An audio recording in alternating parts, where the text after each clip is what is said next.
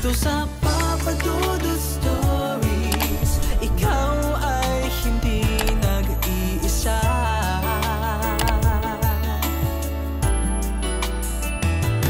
Dito sa Papa Dudut Stories, may nagmamahal sa'yo. Papa Dudut Stories. Papa Dudut Stories. Sa lahat po ng mga nakatutok ngayon, huwag pong kalimutan mag-like, mag-share at mag-subscribe. Maraming salamat po sa inyong lahat.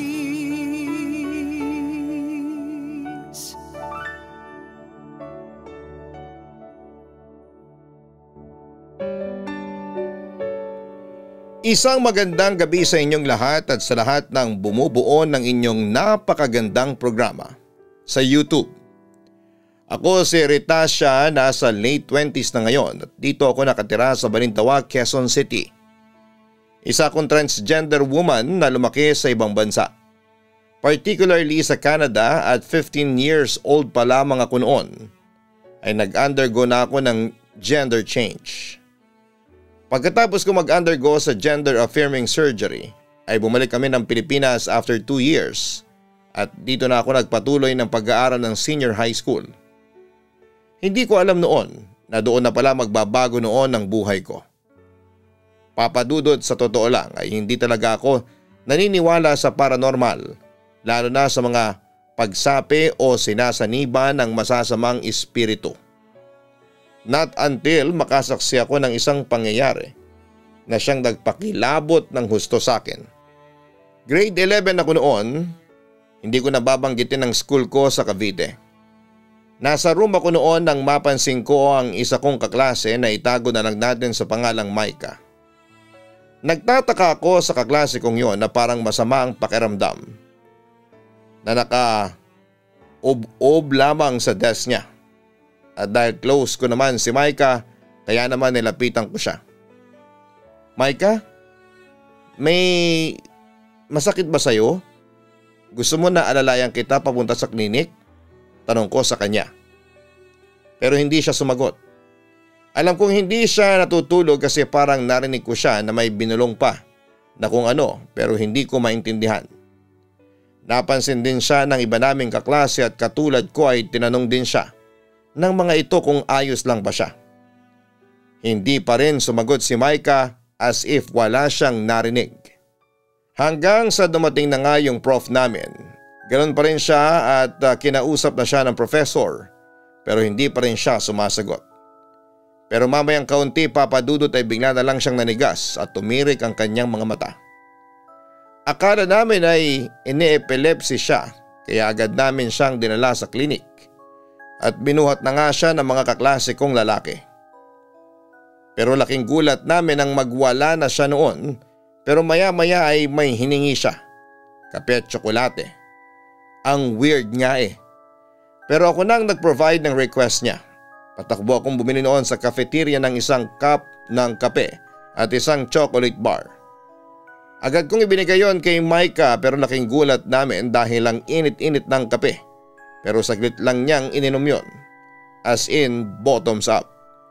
Samantala'y dumating ang ikalawang araw, pumasok na ulit yung kaklase kong sinapian. Sa kalagitnaan ng klase namin ay bigla ulit siyang sinapian. As in nangingisay siya at tumitirik ang mga mata.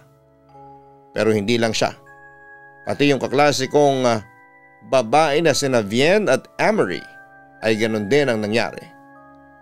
Siyempre nagulat kami. Nang makita ito ng professor namin ay agad niya kaming tinanong kung may kakilala ba kaming albularyo. Nagtaas naman ng kamay ang isang kaklase kong gay, si Richie. Sabi niya ay meron siyang pinsan na magaling na albularyo. Kaya sinabi ng professor ko na tawagin yon dahil ayon sa kanya ay sinasapian ng mga kaklase namin. Nagkakagulo na noon sa school, suspend na yung klase namin. Maya-maya may dumating ng albularyo, pinsan ni Richie. Nagulat ako kasi ang dumating ay hindi mukhang albularyo. Well, ang iniisip natin kapag albularyo, ang itsura niya ay matanda, gusgusin, mukhang mahirap. Pero ang dumating ay bata pa, as in parang nasa 5 to 7 years lang ang tanda sa akin. Gwapo, maputi, matangkad at mukhang may kaya. Nung una ay nagdududa ako sa kakayahan ng batang albularyong ito pero nawala yung pag-aalinlangan ko nung magsimula na siyang mag-orasyon para kausapin ang mga sumapi sa mga kaklase ko. Kinausap nung batang albularyo yung isa kong kaklase at pinaalis niya ito. Umalis na nga yung sumapi sa kanya pero lumipat yon sa isang estudyante. Nagalit ang albularyo kaya kinuha niya ang isang maliit na palaspas at tinampas niya yon sa mga sinasapian. Alam kong hindi masakit ang pagkakahampas niya ng palaspas pero kitang kita ko kung paano namilipit sa sakit ang katawan ng kaklase ko. Hindi nagtagal ay nawala na ng malay ang mga sinapian. Nang magkamalay ulit sila ay dinala ulit sila sa klinik kasama ang batang albularyo. Pagkatapos noon ay pinauwi na yung mga kaklase kong sinapian. Samantala pagka-uwi ko sa bahay kinagabihan ay hindi ko naman makalimutan ang batang albularyo na gumamot sa mga kaklase ko. At para magkaroon kayo ng hint kung ano ang kanyang itsura, may slight resemblance siya sa kapuso actor na si Edgar Allan Guzman. Pati pumormay ganon na ganon. Aaminin kong kinilig ako noong magtamang mga paningin namin habang ginagamot niya yung mga kaklase kong sinasaniban. Nang mga panahong yun ay aminado akong nagka-crush ako sa albularyong yon at tumasa ako na makikita ko pa ulit siya, Papa Dudut. Sa kabilang banda ay dumating ang ikatlong araw. Ang akala ko'y tapos na ang lahat pero hindi pa nagsisimula ang klase. May estudyanteng babae na ang umiiyak at tumatakbo papunta doon sa puno sa tabi ng room namin. Hinabol ng dalawa kong kaklase at sumunod din ako. Nakita ko na tumalon siya doon sa tabi ng puno habang umiiyak. Nagsimula na nga ang hindi ko inaasahang mangyari. Hanggang sa nagulat na lamang ako nang mabalitaan na lang namin na may mahigit 20 estudyante ang sinapian sa iba't ibang klase at sabay-sabay yon. Ang akala ko'y puro babae lang ang target pero maya-maya ay may lalaki na ring nasapian. Ang estudyanteng buntik nang tumalon sa 3rd floor. Merong umakyat sa flagpole pero karamihan ay mga wala sa sarili at nagwawala. Hindi nga nagtagal ay muling dumating yung batang albularyo dahil pinatawag ulit siya ng eskwelahan namin. Kasama din sa pinatawag yung 2 born again pastor. Pero lahat ng gawa ay nasa batang albularyo. Isa ako sa 3 estudyanteng nag-volunteer para mag-assist sa batang albularyo habang isinasagawa ang orasyon ng pagtatanggal ng sapi. Grabe, kinikilabutan ako kasi talagang nanlalaban yung mga espiritong sumasapi sa mga estudyante. Yung 20 nagiging 30 na. Pero matapang yung batang albularyo at mag-isa niyang nilabanan ng mga masasamang espiritong yon. Hindi nga nagtagal matapos ang ilang ritual ay biglang nawala ng malay ang mga sinapian. Sabi ng batang albularyo, umalis na sa katawan ng mga estudyante ang mga masasamang espiritu. Pero wag pa rin daw kaming makampante dahil nasa paligid lang daw ang mga ito at maaari pa raw itong umatake once makarecover ang kanilang lakas. Samantala sinuspend na ng school management ang lahat ng klase sa school namin. Mula elementary hanggang college, konti na lang ang tao. Pero muling pinatawag yung batang albularyo kaya sumama kaming mag-volunteer assistant sa kanya.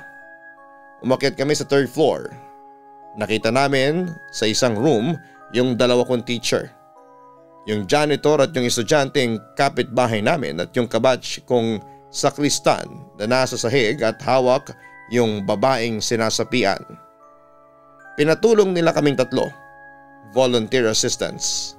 Pinahawak sa kamay habang pinapalagay sa akin yung rosary sa kamay ng babaeng sinapian.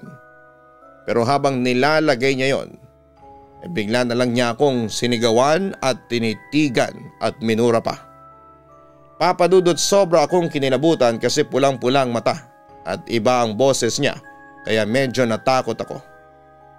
Agad namang sinimula ng batang albularyo ang kanyang ritual para mapaalis ang masamang espiritong sumasanib sa babaeng estudyante.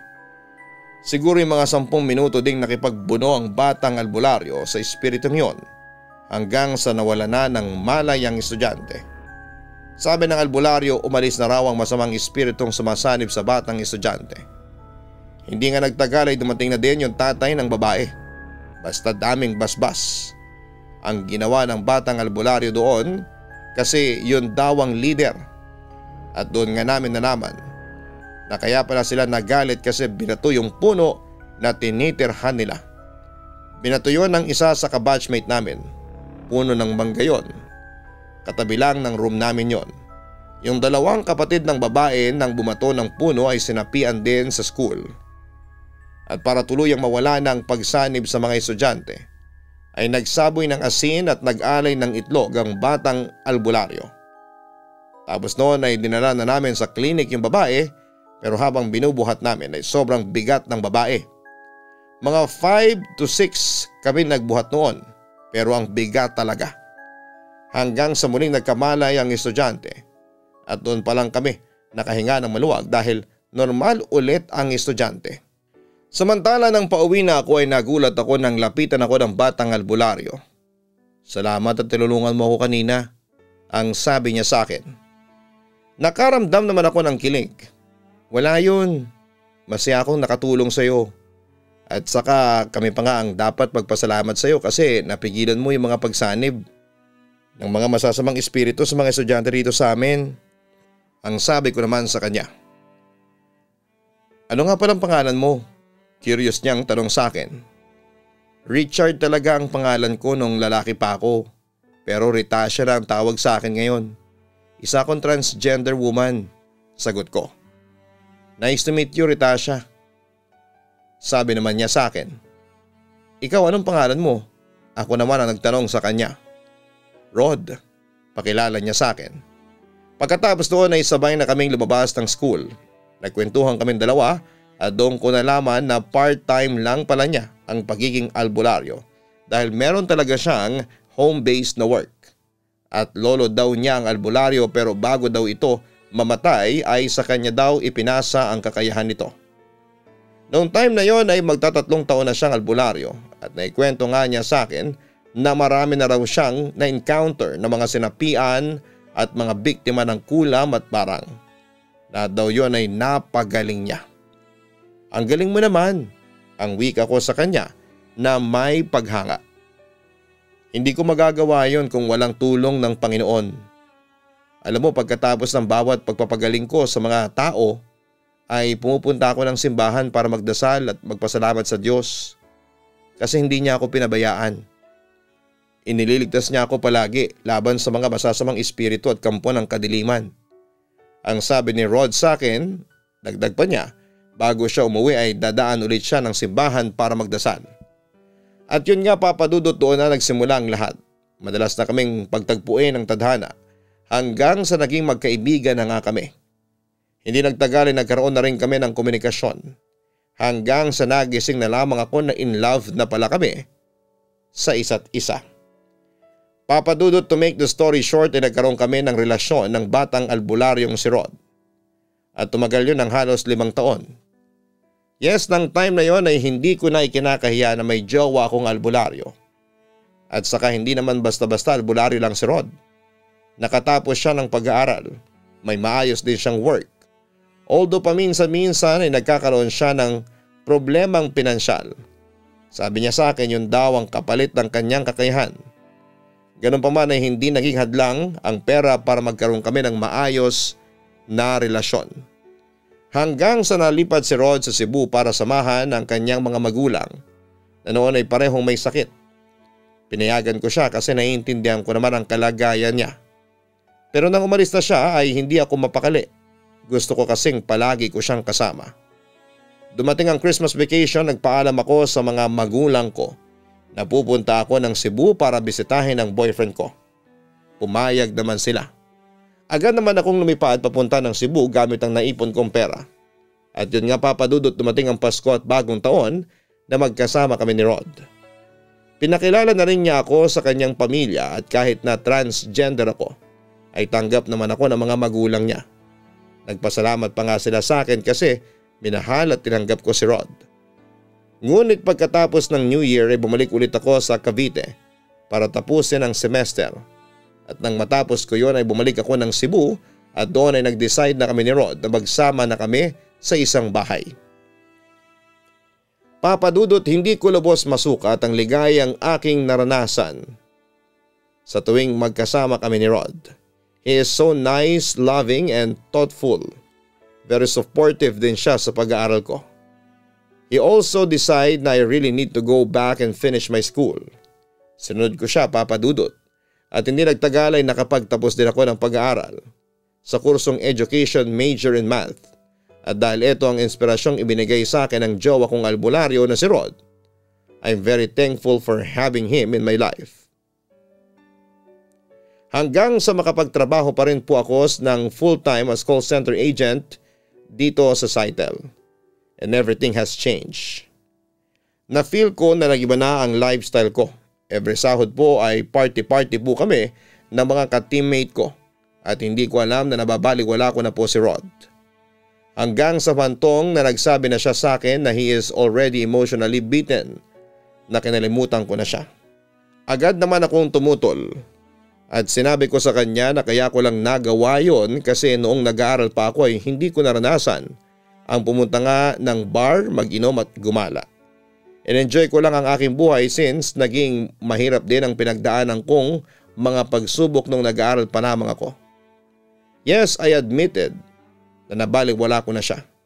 Hanggang sa parang fall out of love na rin ako sa kanya. Dumating din sa punto na nagtanong na rin ako sa sarili ko kung bakit nagkakaganito ako. Hanggang sa lumipat na siya ng bahay, nagbukod po siya at doon ko na na-realize ang pagkalungkot nang wala siya. Umiiyak po ako at nagsisisi sa mga ginawa ko. Pero hindi kami sumuko ni Rod at sinubukan naming ibalik ang init ng aming pagsasama. Pansamantala din siyang tumigil muna sa pagiging albularyo para mag-focus sa gusto niyang career. Hanggang sa ma-assign siya sa Taguig para maging manager ng isa nilang satellite office doon. Papa Dudut, doon po nagsimula akong maging paranoid dahil may nakilala siyang isang kaibigang babae na sobrang pinagseselosan ko. Palaging sinasabi ni Rod sa akin na magkaibigan lamang sila nung ana. Kaso iba po ang nararamdaman ko, ang sikip sa dibdib. Lalo na nung bisitahin ko si Rod sa dorm niya sa Taguig. Nagulat ako nang bumisita rin si Ana para magdala ng pagkain para sa aking boyfriend. Sinabi ko sa sarili ko na eto na ata ang naramdaman niya noon nung binabaliwala ko siya noon.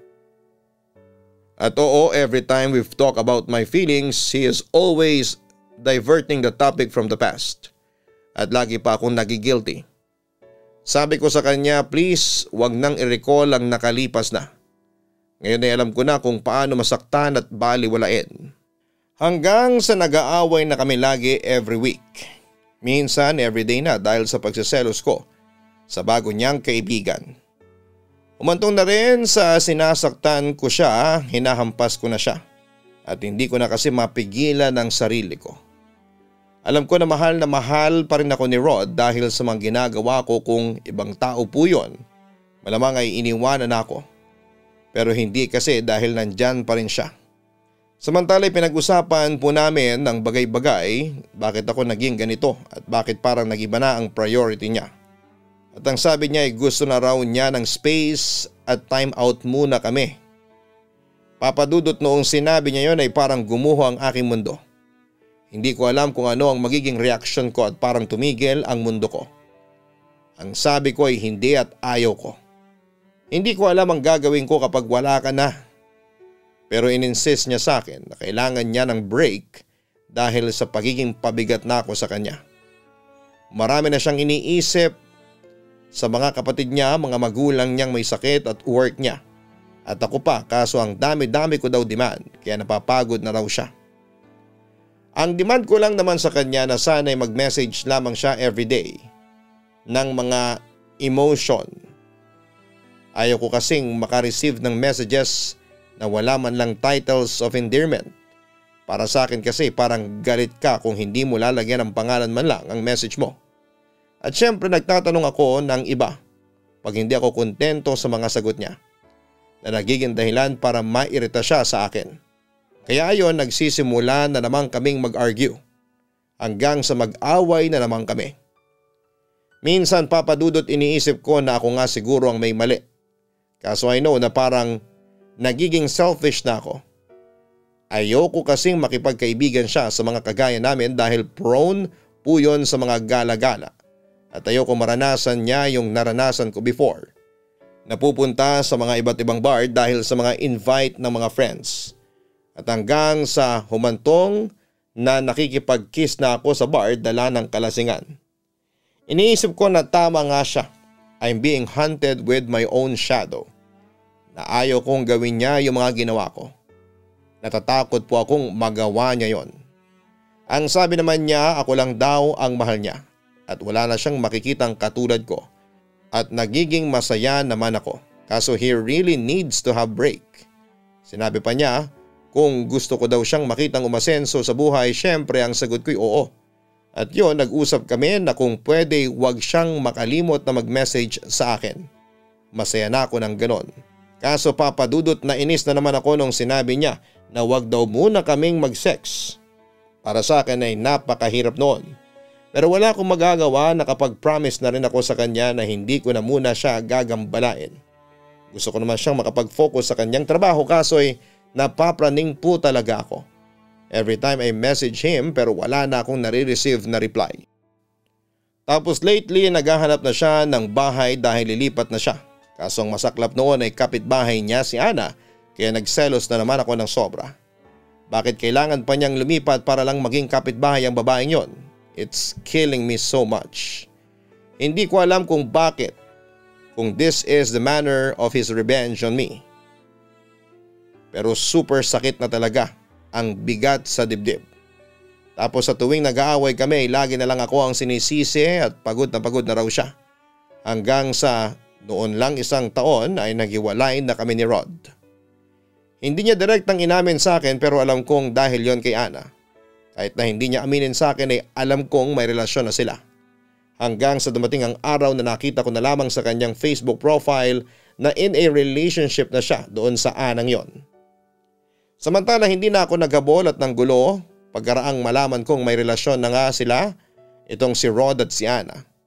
Inisip ko na lamang na baka nga ang totoo niyang kaligayahan ay nasa totoong babae pa rin.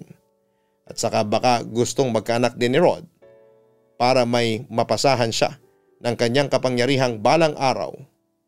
Kaya hinayaan ko na lamang si Rod at pinalaya ko na siya kahit pa masakit yon sa akin. Sa kabilang banda, kamakailan lang ay na-meet ko ang isa sa mga kapatid ni Rod. Humingi ito ng sorry sa akin sa ginawa ng kapatid niya. Ang sabi ko naman ay okay lang kasi naka-move on na rin ako noong time na yon. Sabi naman sa akin ng kapatid ni Rod ay may dahilan daw. Kaya nakipaghiwalay sa akin si Rod dahil simula noong naging jowa ko siya ay humina daw ang kapangyarihan nito. In other words ay mas pinili ni Rod ang pagiging albularyo niya kesa sa akin.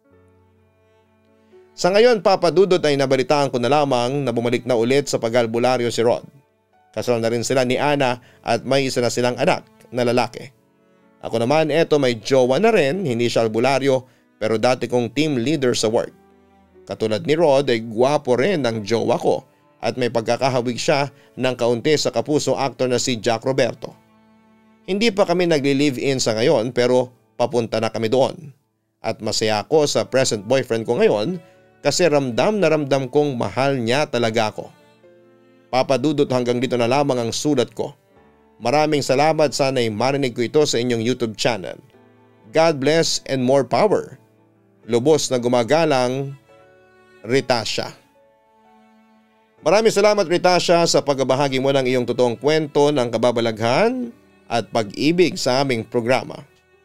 Totoo ang kasabihan na kapag may nawala sa iyo ay may darating na better sa iyong buhay. At pinatunayan yon sa kwento mo. Hindi man naging successful ang relasyon ninyo ng jowa mong albularyo na si Rod ay natagpuan mo naman ang bago mong pag-ibig na siyang nagpapasaya sa iyo ngayon. Right love comes at the right time at the right person.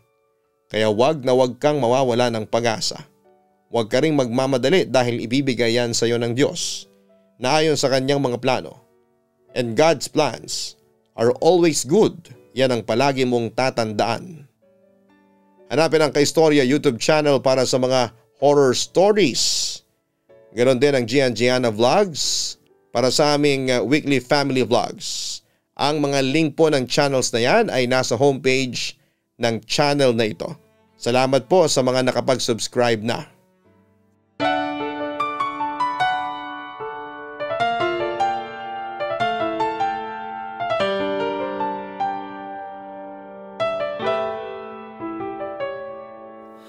Ang buhay ay mahiwaga, laging may lungkot at saya. Sa Papa Dudut Stories, laging may karamay ka.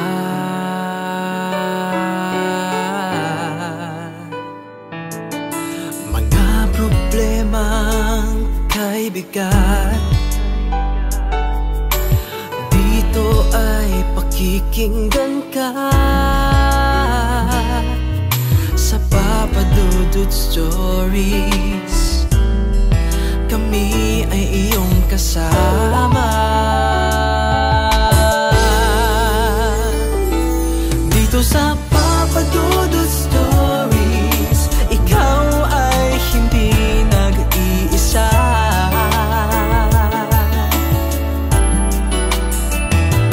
Dito sa Papa Dudut Stories, may nagmamahal sa'yo. Papa Dudut Stories, Papa Dudut Stories,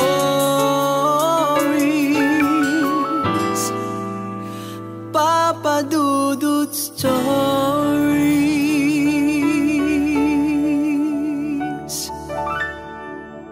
Hello mga ka-online, ako po ang inyong si Papa Dudut. Huwag kalimutan na mag-like, mag-share at mag-subscribe. Pindutin ang notification bell para mas maraming video ang mapanood ninyo. Maraming salamat po sa inyong walang sawang pagtitiwala.